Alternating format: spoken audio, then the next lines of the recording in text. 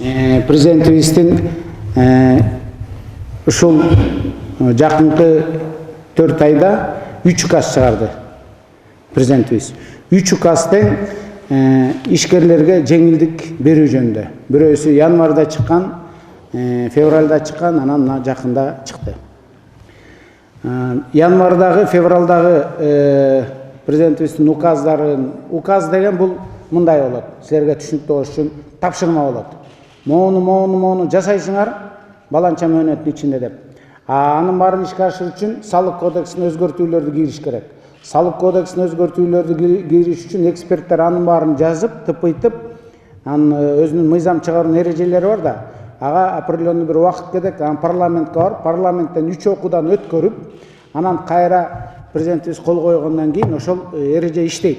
Ошондуктан кээ бирлерибиз мына патент десе эртеси күнү келип алат турбайбы салыкка. Кана менин патентим депчи. Ошондуктан ал тапшырма, ал мыйзам токулуп, парламент кабыл алып, президентибиз кол койгондон иштейт. Бирок көрүнгөн тоонун алысы жок дегенде указ чыккандан кийин ал сөзсүз түрдө ишке ашат да.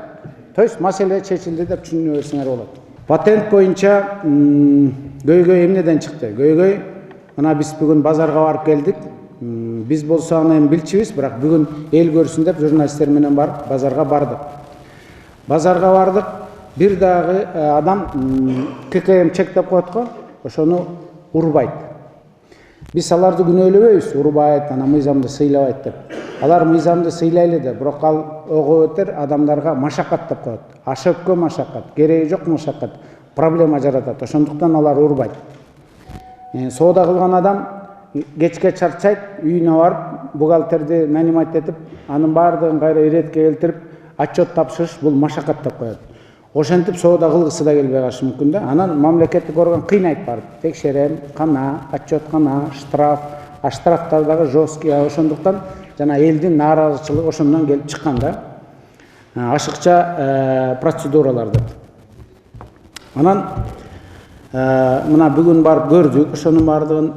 Ошондуктан биринчи маселе бул патент системасы кайтып келди буюрса.